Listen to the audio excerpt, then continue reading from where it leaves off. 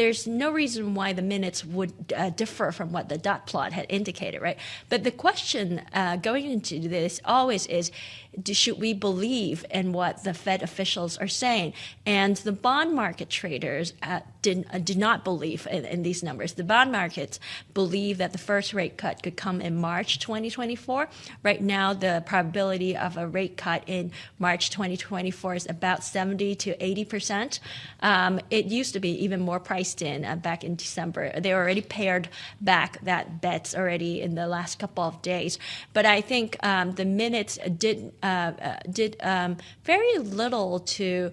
The minute did very little to support what Powell says, because Powell was very dovish, right? And the minute seems to be more of sticking to the dot plots numbers, saying that, you know what, don't be too optimistic about rate cuts too soon. And a lot of this conversation is about the length of keeping them near their peak. But just for my understanding, what's the prevalence among voting members of any push or any openness to further increases? How significant is that? Definitely. I mean, if you look at the dot plot, you could see that I think there was a sizable group that sees 75 basis point rate cuts, but there were, I believe, at least four or some who see more. In fact, there was one who actually see 150 basis point of rate cuts in 2024.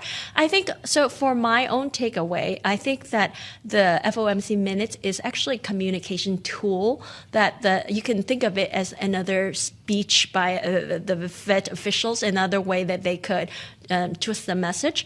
But what they will actually do is not really dependent on what this minutes will say. And in fact, New York Fed's own research shows that typically in easing cycles, the Fed internal deliberations much more dovish than these public communications. So my view is that the Fed is still likely to cut in March 2024 for the reason that the growth is faltering. And I think the data in the next 3 weeks would be quite critical because, for example, this Friday with the jobs report, if we do see significant weakening, then I think the bond traders will be putting back on that trade of March rate cuts, even January rate cuts. Right.